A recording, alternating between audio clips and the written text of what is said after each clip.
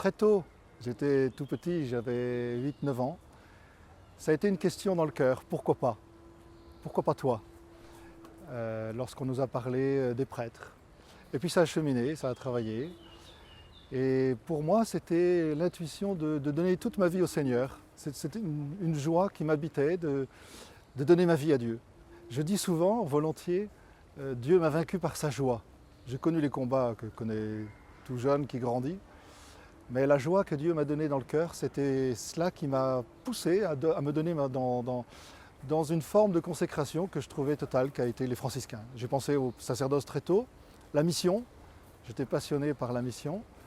J'ai fait partie d'un service, le service missionnaire des jeunes.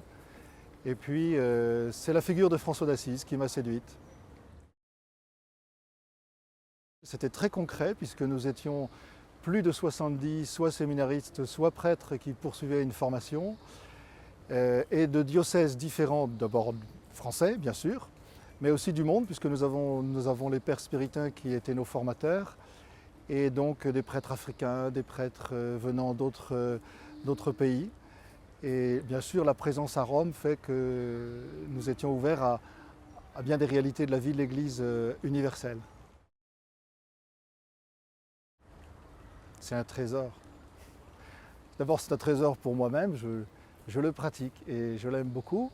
C'est ce qui m'a aidé à avancer. Je me suis même aperçu que le don qui m'avait été fait quand j'étais jeune adolescent dans un collège tenu par des prêtres séculiers, de pouvoir me confesser régulièrement, m'a beaucoup aidé dans le discernement de ma vocation.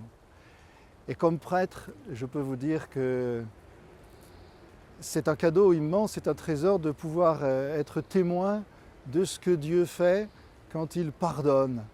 Je me souviens d'une personne qui voyait quelques larmes sur mon visage simplement à la suite d'une confession très belle. Moi j'étais au bout d'un long chemin de réconciliation et elle me dit « Pardon mon père de vous avoir confié un fardeau si lourd ». Et moi je lui ai répondu « Merci de m'avoir donné la joie d'être prêtre ». Les larmes étaient des larmes de joie, d'émotion devant ce miracle de la miséricorde dans sa vie. Beaucoup ont dit que j'ai eu quelques talents de prédicateur et dans l'ordre de Saint-François, nous avons beaucoup de frères qui se sont donnés à la prédication. J'aime ce ministère parce que la parole de Dieu, c'est vraiment le trésor qu'est Jésus. Et là aussi, donner la parole de Dieu, c'est une joie immense quand on voit l'impact de cette parole qui nous dépasse complètement dans le cœur des gens et dans la vie des gens. Elle est capitale. Elle est première, j'allais dire. Je n'y suis pour rien, je crois que le Seigneur m'a fait le don de la prière, mais ça reste un combat. Et c'est le combat, comme on se le disait tout à l'heure, là, entre prêtres, de maintenir toujours ce lien vivant avec Jésus, ce dont Benoît XVI nous parle, cette amitié personnelle avec le Christ. Pierre m'aimes-tu? C'est la question que Jésus a posée à Pierre. Il ne lui a pas demandé s'il était savant, s'il avait beaucoup de diplômes. Il lui a dit « Pierre m'aimes-tu » Eh bien, c'est dans le cœur à cœur avec Jésus. La prière, c'est cela, que nous apprenons vraiment à aimer Jésus et à se laisser aimer par lui.